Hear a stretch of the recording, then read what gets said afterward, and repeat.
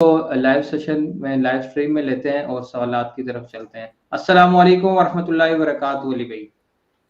جی وعلیکم السلام ورحمۃ اللہ وبرکاتہ، ولا حول ولا قوۃ الا باللہ، اللہم صلی علی محمد وعلی آل محمد۔ بلال بھائی، آج کا لائیو سیشن شروع کرنے سے پہلے میں چاہ رہا ہوں کہ تھوڑا سا میں سینیٹر سراج الحق صاحب جو ہمارے پاکستان میں جماعت اسلامی کے امیر ہیں، ان کے اوپر آج ایک مرڈر اٹیمپٹ ہوئی ہے، اس کے حوالے سے کچھ گزارشات رکھ لوں۔ پاکستان میں چند ایک لوگ جو پالیٹکس کے اندر، جنہیں تمام مکاتب فکر کے لوگ، تمام سیاسی جماعتوں کے لوگ عزت کی نگاہ سے دیکھتے ہیں، ان گنتی کے لوگوں میں سے ایک سینیٹر سراج الحق صاحب ہیں، حفظہ اللہ تعالی۔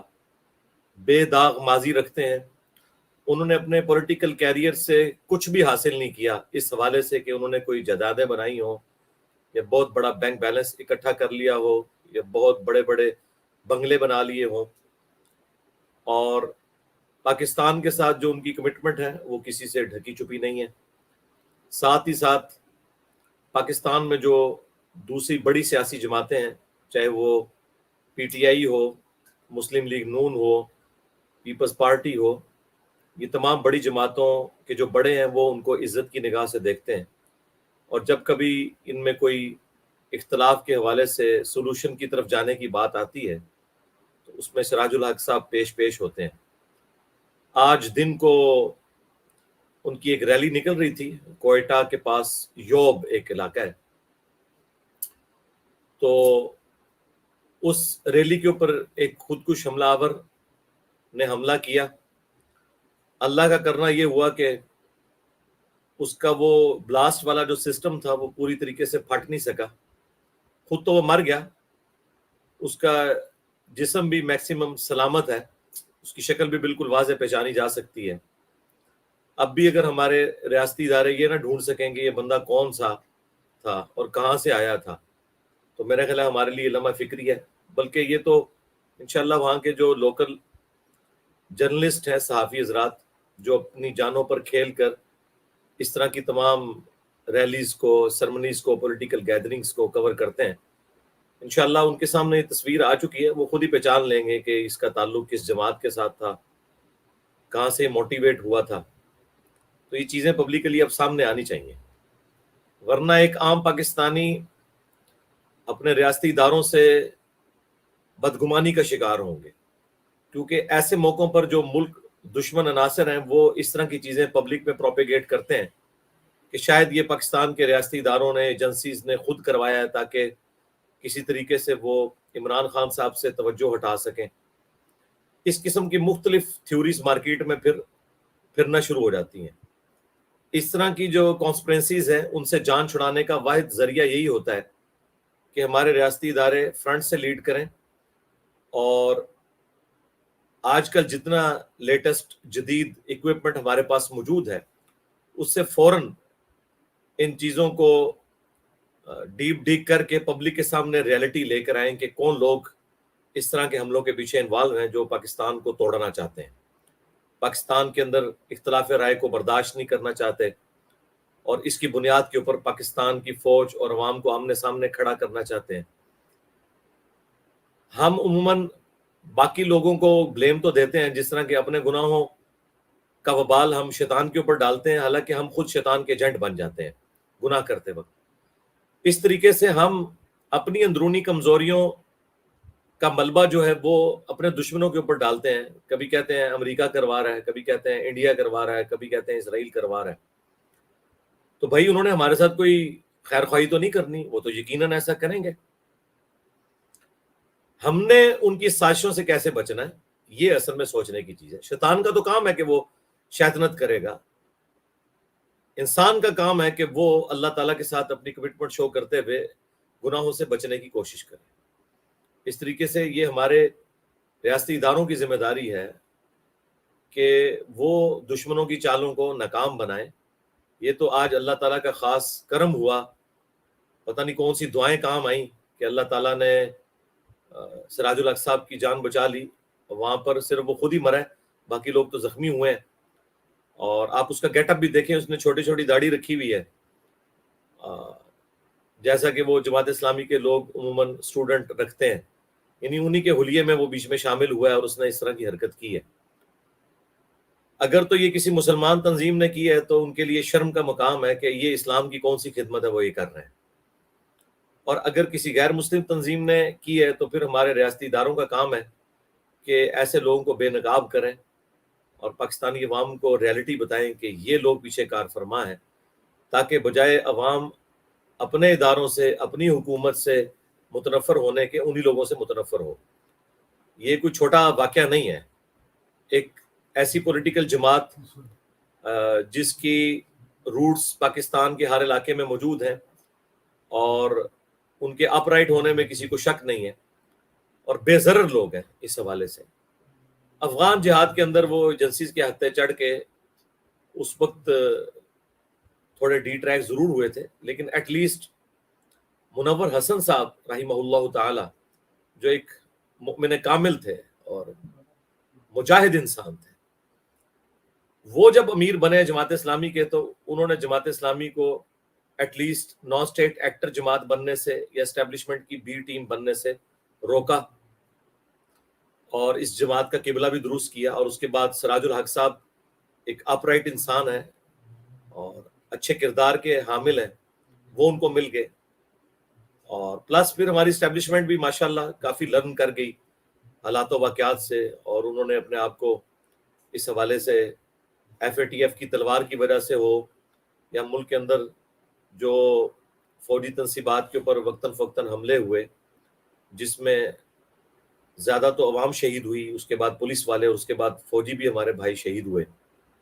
اور کتنی تکلیف پچھلے 10-12 سال میں ہم نے کاٹی ہے، اور ضرب عزب اور رد الفساد کی برکات کے بعد آج کافی حد تک سکون ہوا، لیکن اب پھر سے یہ بے سکونی والا معاملہ شروع ہو گیا، جبکہ پہلے ہی قوم ہماری ڈیوائیڈ ہو چکی ہے پولیٹیکل ایک سمجھ لیں اختلاف کی وجہ سے۔ عمران خان صاحب کا بھی جو ایک ایشو ابھی سامنے آیا ہے، تو اس وقت تو دشمن اپنی کوشش کرے گا کہ عوام کو مزید بھڑکائے ریاستی اداروں کے خلاف، اس لیے ریاستی اداروں کو ہوش کے ناخن لینے چاہیے اور بڑی سمجھداری کے ساتھ پاکستان کے جو دشمن ہیں، چاہے وہ اندر چھپے ہوئے ہیں چاہے باہر سے ہیں، انہیں بالکل بے نقاب کریں میڈیا کے اوپر آ کر، تاکہ عوام جو ہے وہ ایجوکیٹ ہو، بجائے وہ بدگمانی کرنے کے ان کو ریئل سینس میں چیزیں پتہ چلیں۔ اس کے بعد ہمارے پولیٹیکل لیڈرز کی بھی ذمہ داری ہے کہ وہ اس وقت ہوش مندی کا ثبوت دیں، اور جتنی بھی ایکسٹرا جوڈیشل ایکٹیویٹیز ہیں ان کی مخالفت کریں۔ کسی پولیٹیکل لیڈر کی محبت میں کسی بھی اس جماعت کے چاہنے والے کا یہ کام نہیں ہے کہ وہ قانون کو ہاتھ میں لے۔ جس طرح ہم مذہبی جماعتوں کی ایکسٹرا جوڈیشل ایکٹیویٹیز کو غلط سمجھتے ہیں، ریاستی اداروں کی ایکسٹرا جوڈیشل ایکٹیویٹیز کو غلط سمجھتے ہیں، بالکل اس طریقے پر پولیٹیکل جو جماعتیں ہیں نا، ان کی بھی جو ایکسٹرا جوڈیشل ایکٹیویٹیز ہیں نا، اس کے حوالے سے بھی ان کے بڑوں کو ہوش کے ناخن لینے چاہیے۔ اور میں بڑی خواہش رکھتا تھا کہ عمران خان صاحب جو کچھ 9 مئی 2023 کو ہوا اسے کنڈیم کرتے۔ شکر الحمدللہ انہوں نے کل رات کو اوپنلی میڈیا کے سامنے بڑے دبنگ انداز میں جو ہم چاہتے تھے کہ وہ کریں انہوں نے کر دیا، اور انہوں نے خود کہا ہے کہ ایسے لوگوں کو سزا دی جائے جو لوگ اس میں انوالو ہیں۔ تو یہ بہت خوشائند بات ہے، کیونکہ پہلے تو وہ ڈھکے چھپے الفاظ میں تقریباً اس کی حمایت ہی کر رہے تھے۔ چیف جسٹس صاحب کے کہنے کے باوجود انہوں نے اعلانیہ اسے کنڈیم نہیں کیا، بلکہ اس میں انہوں نے یہاں تک کہا کہ آئندہ مجھے پکڑیں گے تو پھر یہی کچھ ریئیکشن آئے گا۔ بھائی آپ کی محبت میں کوئی غیر قانونی کام جائز نہیں ہو جاتا۔ اب جو آپ نے موقف اڈاپٹ کیا ہے یہ بہت اچھا موقف ہے، پلس انہوں نے کہا کہ پولیٹیکل جماعتوں کو مل بیٹھ کے سولوشن کی طرف جانا چاہیے۔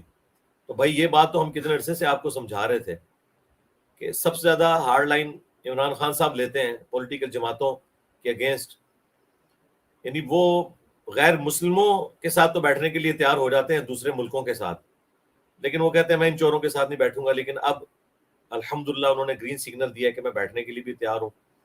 تو میرا خیال ہے اب جو پی ڈی ایم کی جماعتیں ہیں جو حکومت میں، ان کا یہ کام نہیں ہے کہ وہ ان کو پرانے بیانات کے اوپر آر دلائیں اور اس کے اوپر کرٹیسائز کریں کہ بھئی اب آپ کسی ویک گراؤنڈ پہ گئے ہیں، اس وجہ سے آپ مذاکرات پر آمادہ ہوئے ہیں. یہ باتیں چھوڑیں، پھر تو آپ کے پرانے دعوے سارے کے سارے جھوٹ نکلیں گے. جو آپ کہہ رہے تھے یہ مذاکرات پہ نہیں آتے، آپ وہ آئے ہیں. تو اب میرا خیال ہے مل بیٹھ کے مسئلوں کو حل کیا جائے اور الیکشن کی ڈیٹ جو ہے وہ جلد از جلد جو بھی فائنل ہوتی ہے، اکتوبر میں کروانے ہیں بھلے، کوئی مسئلہ نہیں، اگلے سال اکتوبر میں کروانے ہیں کوئی مسئلہ نہیں ہے، لیکن کنسنسس کے ساتھ کریں اور کسی بھی ایک جماعت کو اس طریقے سے سنگل آؤٹ نہ کریں. میں تو شہباز شریف صاحب سے پولیٹیکل اختلاف رکھنے کے باوجود یہ سمجھتا ہوں کہ ان میں کافی مصالحت والا معاملہ موجود ہے. مجھے آج بھی ان کی وہ تقریر یاد ہے جب وہ اپوزیشن لیڈر تھے، عمران خان صاحب پرائم منسٹر تھے، بڑے جوبن پہ تھے، اسٹیبلشمنٹ ان کی پشت پہ کھڑی تھی، تو وہ اس وقت بھی کہتے تھے کہ آئے خان صاحب ہم مل کر چارٹر آف اکانومی اور چارٹر آف ڈیموکریسی لکھ لیتے ہیں تاکہ کوئی جماعت دوسری جماعت کے اوپر بلیم نہ کر سکے. ملک کی ایک پالیسی مشترکہ اپوزیشن اور گورنمنٹ کی چلے تاکہ کوئی بھی پارٹی حکومت پہ آئے تو وہ پچھلی گورنمنٹ کو بلیم نہ کر سکے. لیکن خان صاحب اس وقت بڑے وکھرے جہاں میں تھے اور وہ کسی کی سنتے نہیں تھے. چلیں شہباز شریف صاحب کو میں کہوں گا کہ آپ نے وہ کام نہیں کرنا جو خان صاحب نے کیا تھا. اس وقت آپ کا اپر ہینڈ ہے، اسٹیبلشمنٹ بھی آپ کی پشت پہ کھڑی ہوئی ہے، ساری جماعتیں بھی اکٹھی ہیں. اگر عمران خان صاحب مذاکرات پر آمادہ ہوئے ہیں تو میرے خیال ہے پرانے غصے بھلا کر ان کے ساتھ مذاکرات کرنے چاہیے. اور یہ جو آپ بار بار مختلف ٹی وی چینلز کے اوپر 9 مئی یوم سیاہ کے نام سے ایڈورٹیزمنٹ چلا رہے ہیں، یقیناً ہمیں بھی بہت زیادہ دکھ ہوا اس معاملے میں، بہت زیادہ. اور میں سمجھتا ہوں کہ عمران خان صاحب کا جو گراف تھا وہ کافی حد تک گر گیا اس واقعے کے بعد. یہ نہیں ہونا چاہیے تھا، بہت غلط ہوا. اور میں نے جو یہ بھی بات کی تھی کہ جو معصوم بچے انہیں معاف کیا جائے، میں اس بات کے اوپر قائم ہوں کہ اگر آپ ان کے ان بڑوں کو جو اس وقت ریٹائرمنٹ کی زندگی گزار رہے ہیں اور ان کا تعلق طاقتور اداروں اور حلقوں کے ساتھ ہے، انہیں سزا نہیں دے سکتے تو چھوٹے بچوں کو جنہوں نے مور اٹھا لیا، کسی نے کوئی چیز اٹھا لی، بس وہ ٹھیک ہے، وہ معافی نامہ اپنا ویڈیو میں ریکارڈ کروا دیں، انہیں چھوڑ دیں. ہاں جو ماسٹر مائنڈ ہے، جنہوں نے بڑے آرگنائز طریقے سے ایسا معاملہ کیا، جو آپ لوگ خود بھی کہہ رہے ہیں وہ 40-50 بندے ہیں، ٹھیک ہے، ان کے اوپر مقدمات چلائیں اور آئین اور قانون کے مطابق انہیں ضرور سزا دیں. لیکن عوام الناس جو ہے وہ جس طرح ہمیں بتایا جا رہا ہے 7,000 بندہ اندر کیا ہوا ہے، تو ظاہر ہے کہ اس طرح کی غلطیاں اداروں سے بھی ہوتی رہی ہیں، باقی پولیٹیکل جماعتوں سے بھی ہوئی ہیں. میرے خیال ہے درگزر کی روش اختیار کرنی چاہیے. ہاں جو عادی مجرم ہیں، کلپرٹ ہیں، جو اس میں سرغنہ ہے اور واقعی وہ اس میں انوالو ہیں، انہیں ضرور سزا دیں. وہ تو بالکل اس میں کوئی دوسری رائے نہیں ہے، ڈیٹرنس ہوگی اس کی وجہ سے. شہباز شریف صاحب چونکہ ایک اس حوالے سے سافٹ ان کی اپروچ ہوتی ہے ہمیشہ، تو میں ان سے بھی ریکویسٹ کروں گا، پرائم منسٹر ہیں آپ، بڑے دل کا مظاہرہ کریں اور معاملات کو خوش اسلوبی سے طے کروائیں. اور یہ جو بار بار ٹی وی پہ اشتہار چل رہے ہیں نا، اس کی وجہ سے مجھے تو یہ مطلب فیل ہوا کہ جس طرح کوئی مستقبل میں کوئی کسی طریقے سے شاید پی ٹی آئی کو کھوڑے لائن لگانے کے لیے پوری کے پورے اس طرح کے حالات و واقعات پیدا کیے جا رہے ہیں. تو ایسا کرنے سے کچھ نہیں ہونا. دیکھیں مشرف صاحب کتنے مضبوط ڈکٹیٹر تھے اور وہ کس طرح کہتے تھے کہ جی بے نظیر اور نواز شریف کی سیاست میں نے قیامت تک کے لیے دفن کر دی ہے. لیکن دیکھیں اسی عوام نے نواز شریف صاحب کو تیسری دفعہ پرائم منسٹر بنایا. بے نظیر بھی اگر زندہ رہتی تو ان کے بھی چانس تھے، ان کے ساتھ تو وہ حادثے والا معاملہ ہو گیا. تو اس طرح کو کسی کی سیاست ختم نہیں کر سکتا. بھٹو کو اسیسینیٹ کرنے سے کوئی ان کی سیاست ختم نہیں ہوگی.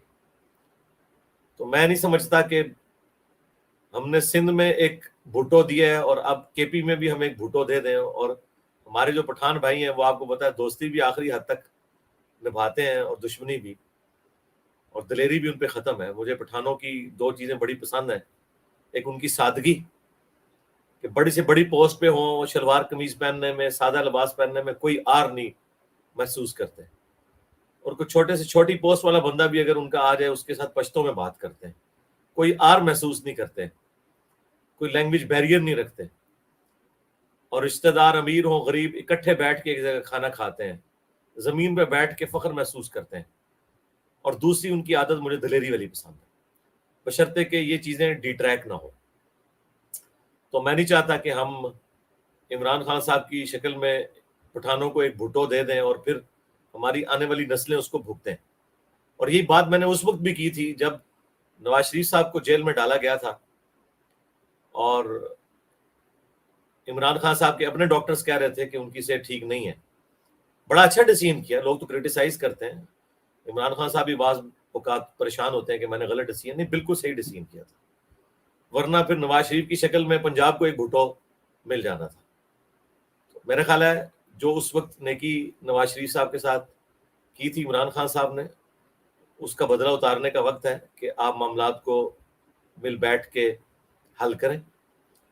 اور میں کسی پولیٹیکل ایجنڈے پہ کام نہیں کر رہا ہوتا, میں اس وقت پریشان ہوں کہ بچے سے لے کر بوڑھے تک, نمازی سے لے کر بے نمازی تک, سب کے سب لوگ اس وقت پاکستان کی پولیٹیکل سچویشن اور اس کے ساتھ جڑی ہوئی ہماری اکانومی کی جو بری صورتحال ہے اس کی وجہ سے پریشان ہے. اور ظاہر ہے میں اس دور کا انسان ہوں, میں کیسے ان چیزوں سے یعنی صرف نظر کر سکتا ہوں. اور آج کی ینگ جنریشن نوکریاں نہ ملنے کی وجہ سے, ملک کی بری اکانومی کی وجہ سے, پولیٹیکل لیڈرز کی لڑائیوں کی وجہ سے, ریاستی اداروں کے اپنے جو اختلافات ہیں ان کی وجہ سے پریشان ہے. تو ایسی پریشانی میں کبوتر کی طرح آنکھیں نہیں بند کر سکتا. یاد رکھیے گا اگر پیٹ میں روٹی نہ ہونا تو اسلام کے فرائض بھی کسی نے پورے نہیں کرنے. جان سے آگے انسان کو کوئی چیز نہیں ہے. یہ ساری کی ساری چیزیں آپس میں کوریلیٹڈ ہے, اس لیے میں وقتاً فوقتاً یہ معاملات کے اوپر بولتا ہوں. آخر میں بات جہاں سے سٹارٹ ہوئی تھی, سراج الحق صاحب کے اوپر جو آج مرڈر اٹیمپٹ ہوئی, اسیسینیشن کی کوشش کی گئی, اللہ کا شکر ہے کہ وہ ناکام ہوئی ہے.